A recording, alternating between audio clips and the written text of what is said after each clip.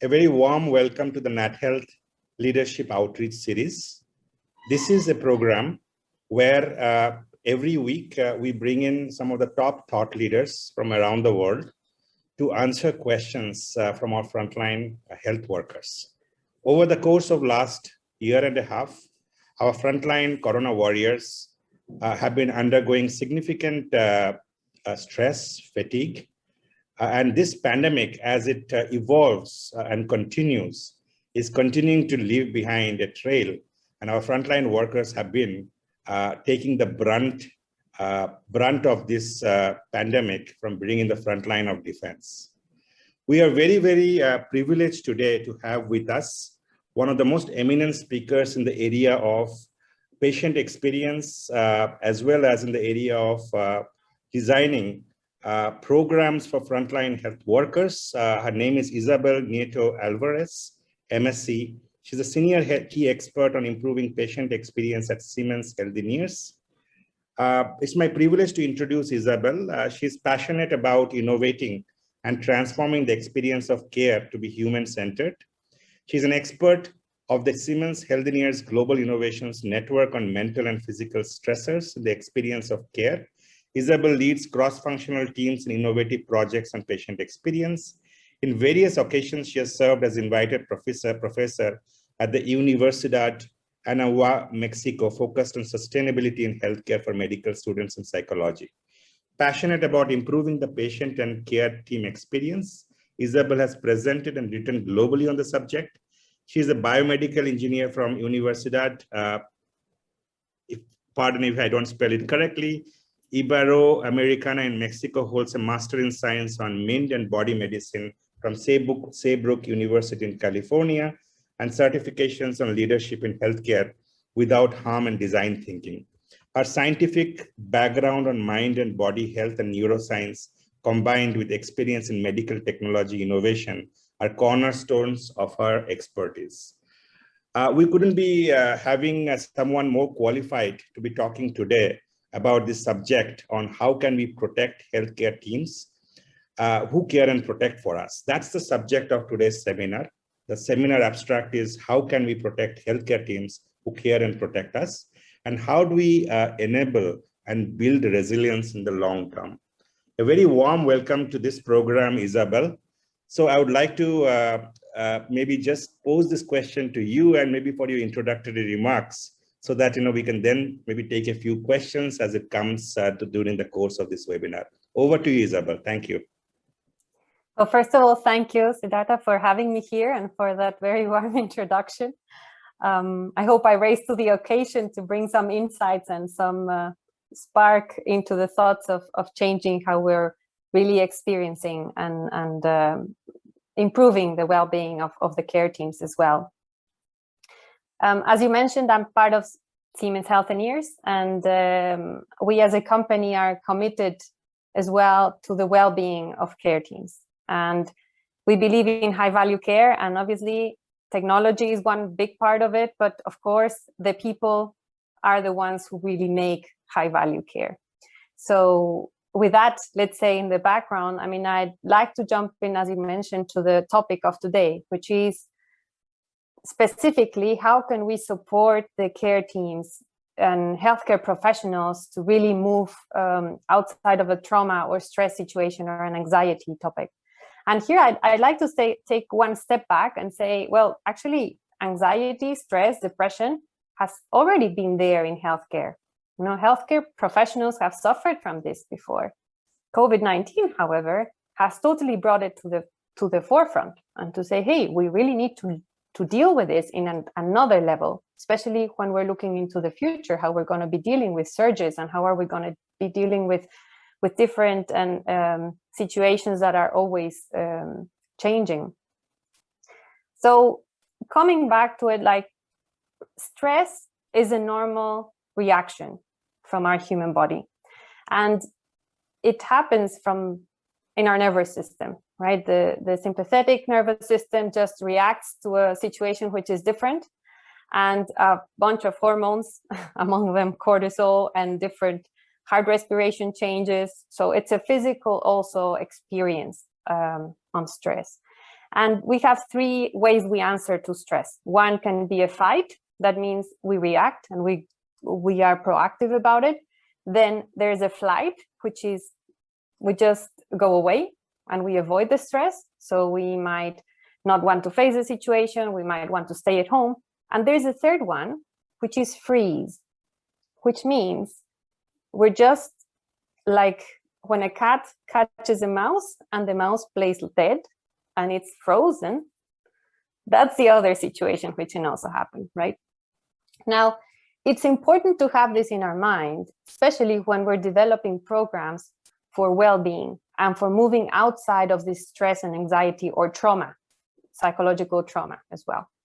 And if we look at the cat experience, when the cat is put down on the floor and it's more or less safe a little bit, naturally shakes off and runs away.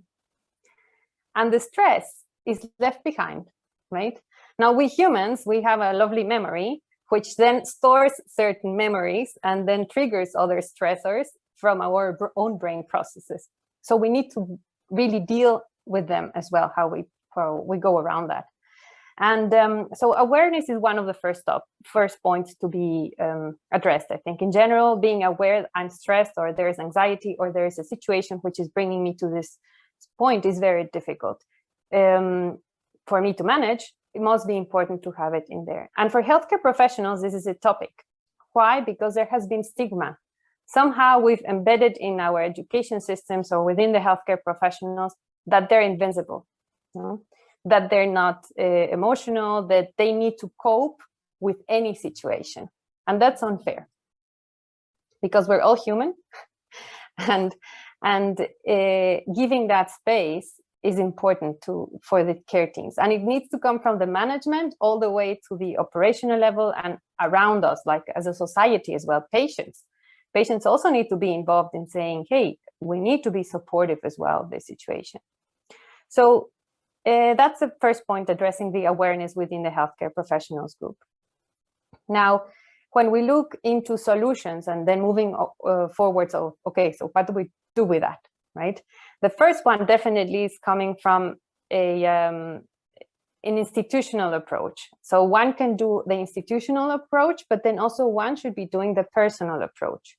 So the institutional way that needs to be embedded is coming from a management buy-in, from leadership, also commitment to the whole well-being of the team, and to embedding programs that are sustainable on a long term as well. So we should have some short-term answers, but then also long-term. And then on the personal side is having our own responsibility of managing our own stress and anxiety and our own awareness, because they need to work together, both institution and on a personal level. We cannot leave responsibilities to just one side of the balance. It doesn't work. And in this sense, I'll then mention a couple of examples. So on an institutional level, focusing on the physical environment is also important. So everything that's around the physical management of the well-being of the healthcare providers. And that is embedding, obviously, the facilities and managing access to facilities. So which patients and which care teams should be accessing when, which not, or even thinking of making special spaces for example, patients who may not be within the COVID topic involved, but with cancer patients, that they feel safe as well, and that the care teams also feel safe in those environments. So having these physical environments set up in a way that also support that well-being and that mindset, let's say, is important. Another point which is important on the physical part is the safety culture. And I mean, you have talked about it in your previous talks with different speakers. It's embedding the PPE, embedding compliance, short-term and long-term, and then also showing and like monitoring it. So having monitoring also like with tests regularly. So this part of safety is important, but then also communicating about it, right? Because we have seen also, for example, Cleveland Clinic had to really heard some of the points from healthcare providers or from their healthcare teams and from the patients, And they had the impression, they were afraid. There was this fear. So they really realized, oh, we now need to start talking about safety. Like that's something that healthcare it's just given for granted. It's given for granted that you're following safety guidelines. But then it is another point to really communicate it and say, hey, this is why we're doing this. These are the numbers, and really being able to communicate that safety topic as well. And that's, let's say, from the physical side. And I'm just touching on some of the points, let's say, not going too much in depth into other recommendations, but let's say just picking up on some of them. And then from a mental side perspective, so this mental side support. So there's short-term and long-term. When we are dealing in this stressful situation, as I mentioned before with the mouse, we need to have an acute response, right? So we've seen throughout the year, obviously there was this first acute response of how do we deal with this? How do we deal with this? Mount Sinai actually set up a Center for Stress and Resilience and Personal Growth already back at the beginning of last year to address this point specifically. Cleveland Clinic, they said in 24/7 support calls, or a support center specifically. Now, we need to be careful though, because when we set this support functions, it is also seen that we need to change the mindset of the healthcare professional to feel safe reaching out to these centers, and to feel that there will not be that there is a confidence space or a space where there is safety, and that it will not be having a repercussion on their own professional career as well, right? And that's something that we sometimes kind of put on the side, and it's important to have it there on the forefront as well. One other point, which is an interesting example that comes from the Red Cross actually. So the Red Cross, and particularly in Germany too, when they go to a emergency situation, they have a particular process and efficiency to deal with it. They follow through it, and they also set up a corner for de-stressing, let's say. And it's a corner where there's some tea, or there is even a psychologist specializing on emergency care. So there are these kind of professions too. Who will be there to stabilize the people, to be on a even the firefighters, to be on a right point to then operate later as well, and not carry that stress and that memory also in the future, which I was mentioning before, right? So this is one of examples that's pretty impressive, and that could be then considered for future surges or for future changes as well in how we're dealing with healthcare surges.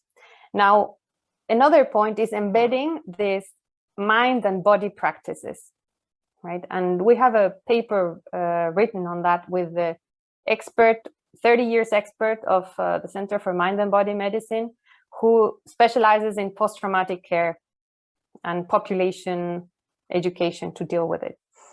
And it encompasses a set of practices that really help our brains move out of the cycle they might be in. And it can be through meditation. So a very common one, which I'm sure it has been shared before, is this slow breathing into the belly. I mean, and I can ask you and any of the speakers right now, where just observe right now where you're sitting and where you're listening, the position of your body. Like, are your feet both feet on the ground? Is one tip of the toe touching the ground, or are both feet on the ground? How's the belly feeling? You know, is it relaxed and nice, or is it all contracted like, oh my God, I need to be paying attention and doing something else? Or the shoulders, no? Many people also think they carry the whole world on their shoulders. So where is, and these kind of things is like, when I get my attention back to my body, it's easier for me to detect where are my stress levels, and also to be more aware and do something about it. So part of the practices also mean moving or shaking. As I talked about the mouse, one of the practices is to move and shake. And literally it's to put like very high beat music, as if one would go to a party, and then just shake, shake, shake, shake, shake. So these kind of practices are embedded inside a program, and then not only for self-care for the person, but then also in an institutional level. It's important to have the program that really supports, and that one sees that other groups, like small groups, are actually doing the same as I am doing, because that also helps to have the social support of peers that think in the same way. And then another aspect of it is the spaces. I mean, I mentioned before the facilities. So facilities, yes, efficiency is one point of the facilities, but then there's also another point of well-being in the facilities. So there are quite a number of studies showing that nature is a perfect soothing. It has a perfect soothing effect, and it has been. There are a couple of studies already on that, how it reduces stress levels like cortisol, hormones. It even for cardiac patients, it can get them to have better outcomes afterwards as well, like faster. So these bringing nature into the facilities we have. So, for example, in one of the institutions of cancer in the US, in New York, they have embedded a space that's an inner garden. So within the facility, there's a little round that goes around, there's a little corridor with an inside garden.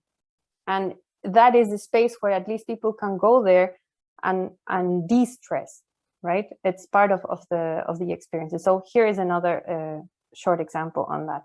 And then building the remote culture. I mean, we've all been migrated and pushed, not only because of the COVID-19 direct factors, let's say, but also this migration into new technologies, digitalization, like dealing with having a 2D screen every day instead of having like a 3D person-to-person approach. And this also needs to somehow, we need to be able to bring the human element, which makes us also have more energy and have more connection through this technology ways, let's say.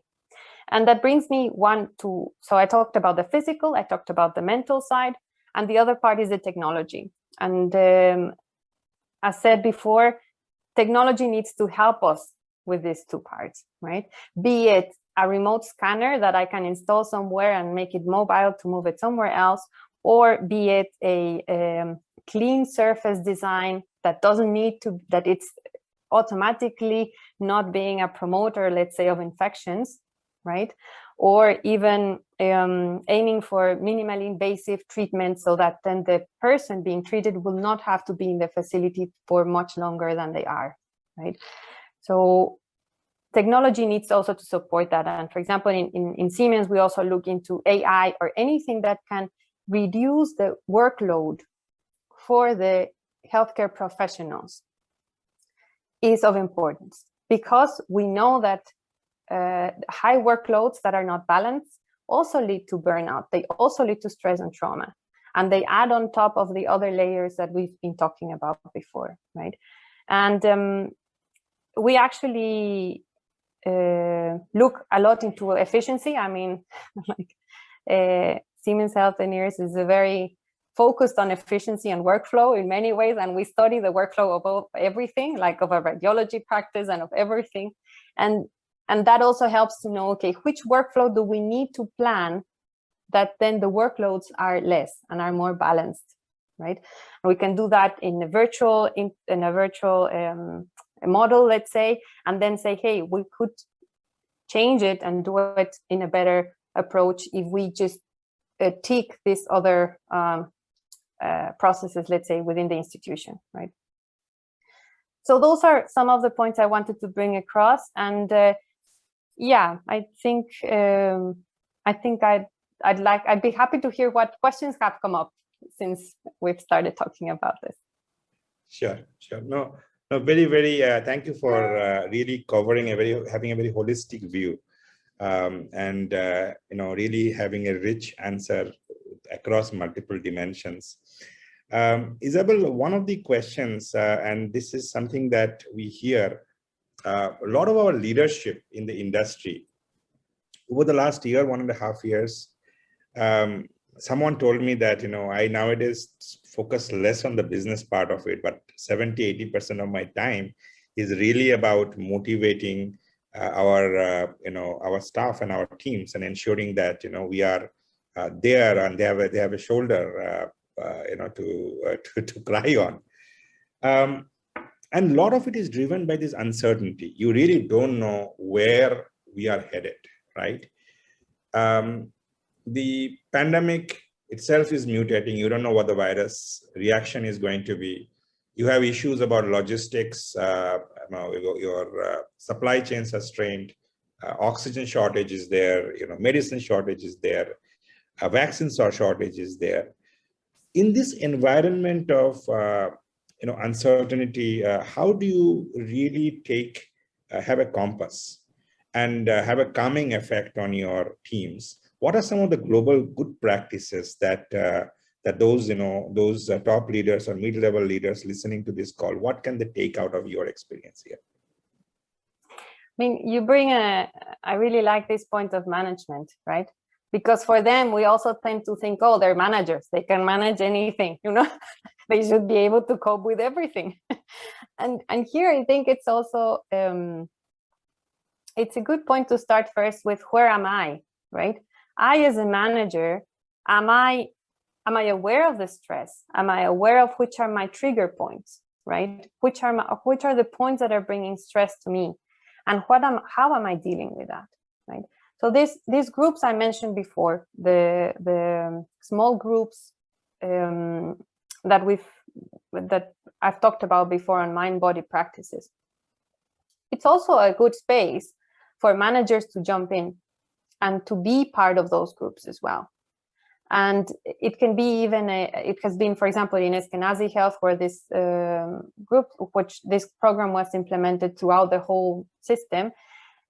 The management was also in it. So from CEO all the way to the nurses were in different groups and in different spaces. And that's a space where also management has a space to kind of unload the stress, right? I mean, it's sometimes very lonely to be in leadership positions, and it's difficult to have a safe space where one can really open up, right?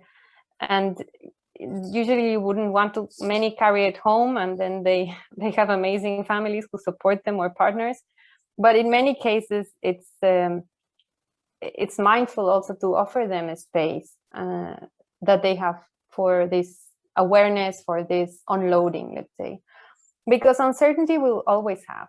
I mean, it's part of human nature to be challenged, right? It's part of life to be challenged somehow.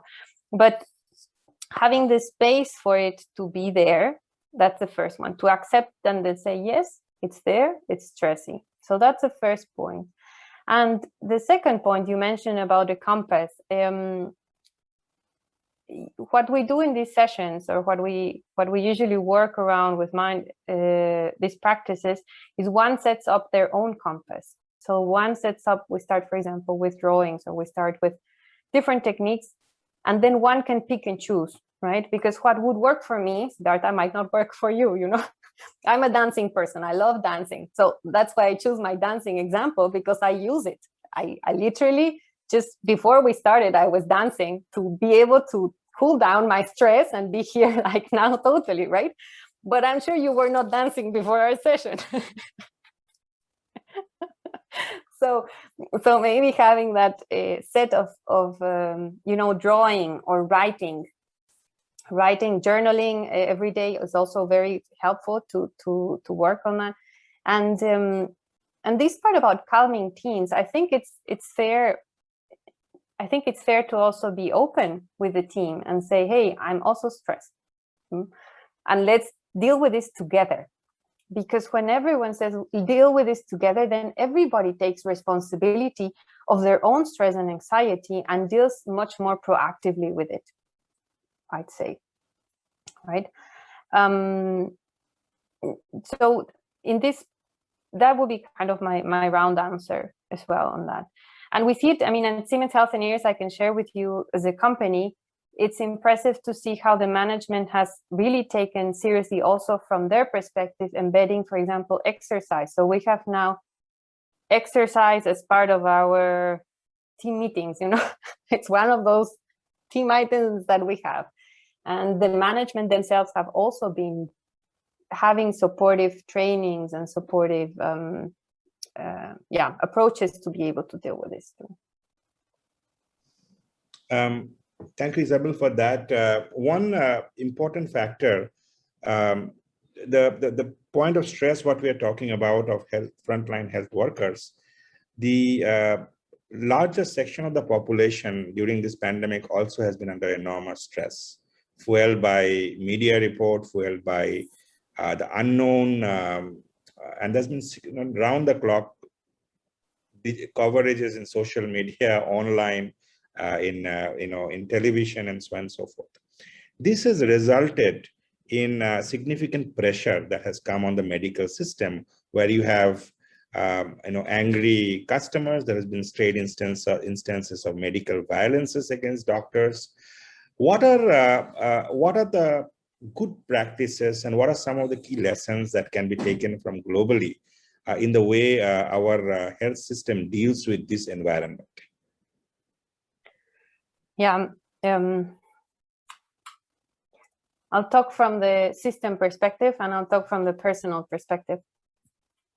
From the system perspective, we saw just recently, actually, from Cleveland Clinic, the chief experience officer, she published an amazing LinkedIn article on violence for healthcare professionals. And she was mentioning how it's everybody's responsibility, and especially patients, to be aware of the situation that's beyond them, let's say, and to be compassionate as well on the service. One of the points is to be listening in. I think have a system in which I can listen into the healthcare teams. What are they facing? Where does the violence come from, and where is that coming in, right? And I believe it's also about partnering. So partnering with the media, partnering with the communication teams, partnering with social media too. I mean, I'm not only talking about the printed press or the TV, but also social media, and patients themselves to say, hey, this is a problem and it's showing up. And the consequences of this is that if there is violence against the healthcare professionals, there won't be healthcare. I mean, who's going to take care of you if you're going against the physician who's taking care of you, or the nurses? And it's a reality that sometimes people don't check, like they take for granted that exists, right? So we really need to change, and it's a society responsibility topic. It's not, I mean, as healthcare providers, yes, there's a responsibility topic of making the population aware that this is happening, and then partnering, as I said, with different stakeholders, so with patient advisory groups, with families, with the media as well, to generate this awareness, and then also positive media. I think that I would mention on the institutional section. And then on a personal perspective, it's very easy. You mentioned it before, this uncertainty, right? Media, external inputs, they come all the time. But we have a choice. We always have a choice to listen to them or not, or to be critical about them or not, because sometimes it's many fake news that's coming around.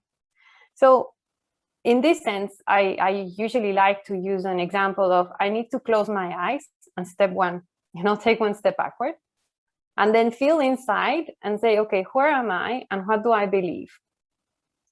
And then from there, enter into a contact or into a comment situation, or enter in contact with my own direct community, right? Because sometimes there is a news about something happening in the other side of the country, and I take it as my own, but it's not my reality. So why did I make it my reality? So that would be like the institutional side and the personal side, as I see it, at least from a global perspective as well, and what has been seen on different practices. I don't know if that would be something that would resonate for India. Nice. No, I mean, thank you for that.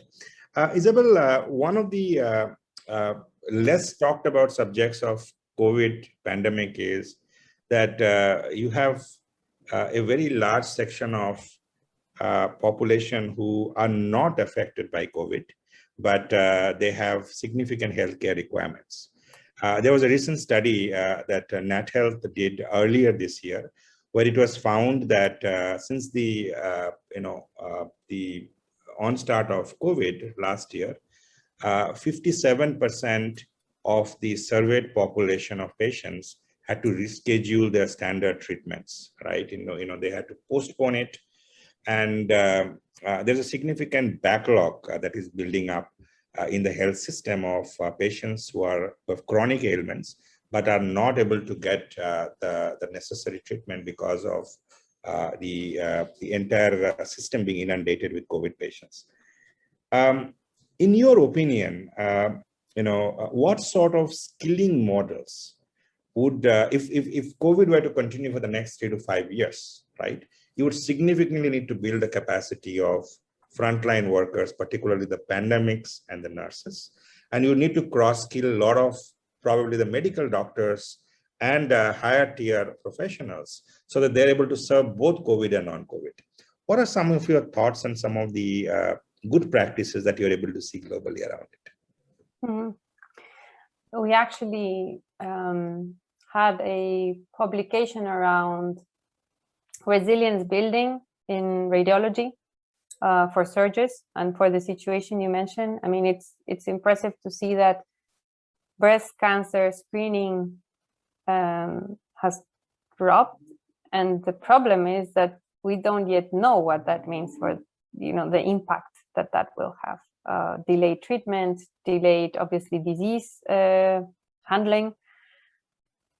So dealing with the surges that dealing with this, I like what you mentioned about cross-skill, building up the healthcare teams and this cross-skill, because that's something we really bring up, and it's offering various development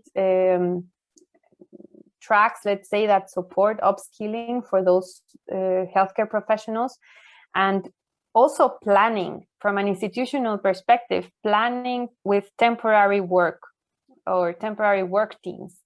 So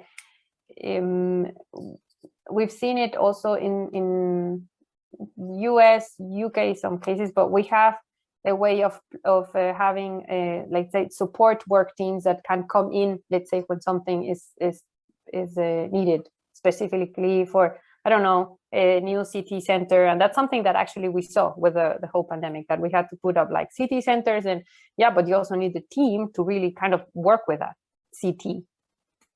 So managing first is the teams that can be, let's say, temporarily available too. The other point would be remote.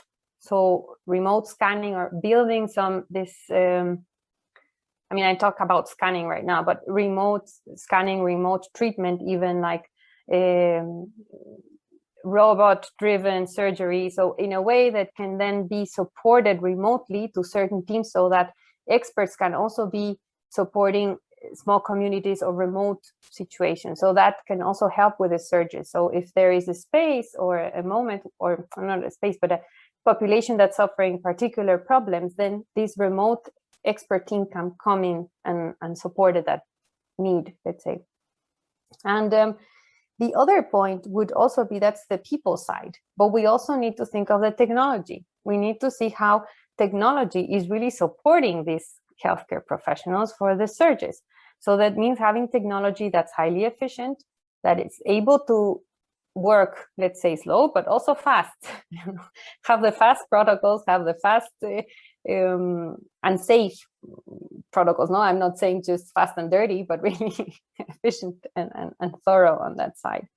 So those would be, I think, points to consider. And it needs, that's a long-term view too.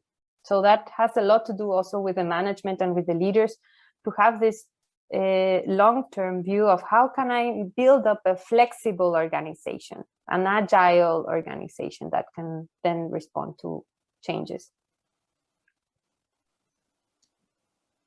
Isabel, one of the, you've touched upon this, which is really around the safety aspect of the health worker. And One is just the physical infrastructure for feeling safe, right? You talk about the PPE, protective gowns, gloves. The other side of the mental side of really feeling safe, right? It is really about feeling that my family, when I'm going home, I'm protecting them. And there's a lot of, in these sessions, a lot of questions really has come in where a lot of the stress, pivots around the feeling of safety for myself, my family on one hand, the feeling of maintaining a very stressful, fatigued, working in a fatigued environment for a protracted period of time. And third aspect is being able to do in every single case the best to the best of our ability for the patient, really. And there are cases where when a certain frontline worker is able to see, let's say, is having to see many fold of the number of patients they're supposed to see, they're really concerned about the patient quality and the patient safety and the care. How do you see an organization really balancing these three aspects and creating an environment of safety and security for their workers? I know it's not an easy question, it's easier said than done, but are there some good examples to look at? Yeah, it's a complex one because, and I'm going to say why I see it as complex, because the word feeling safe already adds complexity because this brain side, which is very factual, and it has this brain side, which is very emotional. And literally, it's two brain sides, right? We have the executive lobes of the brain, and we have the amygdala, which is the emotional, and even vagus nerve, which triggers. So bringing both sets, even on a physiology level, is like a challenge to talk to each other, right? So I think one of the points, and which addresses the three of them, you mentioned the family, you mentioned the fatigue, you mentioned the patient itself. So one of the is trying to go to facts.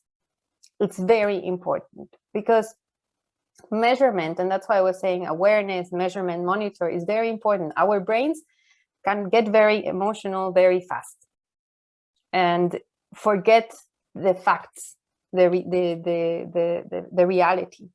So being able to have tests, being able to have numbers, being able to have an image, that helps our brain to come back and say, this is the reality I'm facing right now. So on an institutional level, is embedding that factual, numeric, let's say, approach to safety. That's one side of it. And that will help in all the aspects as well. So when a healthcare professional is going home, then testing before, after should be part of it, let's say. I'm throwing out a very simple example, which I'm sure is a simple one, as it's said. But having this factual part to it. And the other part is the emotional factor, which we mentioned before. And we get much more emotional when we have less vitamin D, when we haven't slept enough, when we haven't eaten enough, so there are physical factors that also get us to be much more emotional. So taking care of those aspects is important. Even, vitamin D, I mentioned before, sunlight. Nowadays, when we're doing a lot inside a room and doing through a 2D display, we forget how important for our brain is to go out and to get sun and to get air. That's not I'm sure that by 3 hours of working in the same space, I will not have the same amount of oxygen as if I would be moving from one room to another room. So this oxygen topic is also important. And so this feeling of safety has these two aspects, the factual part and the emotional part too. And then you mentioned also like dealing it with patients. We talked about it before, Siddhartha, this part about the education too.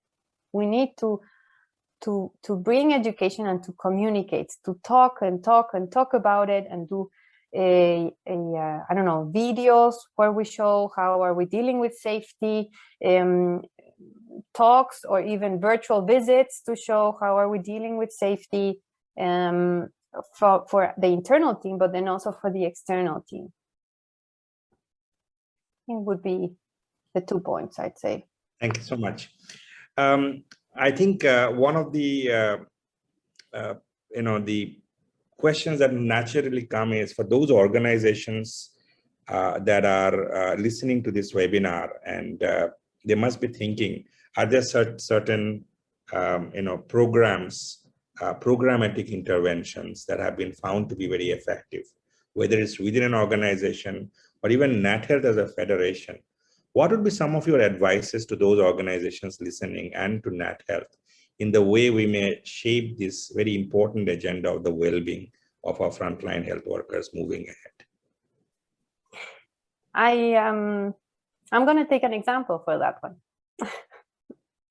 We launched from Siemens, and we partnered, as I mentioned before, with this expert community, this expert organization a year ago, to offer and to see if we offered the program they usually have, let's say, for well-being, if that would make a difference.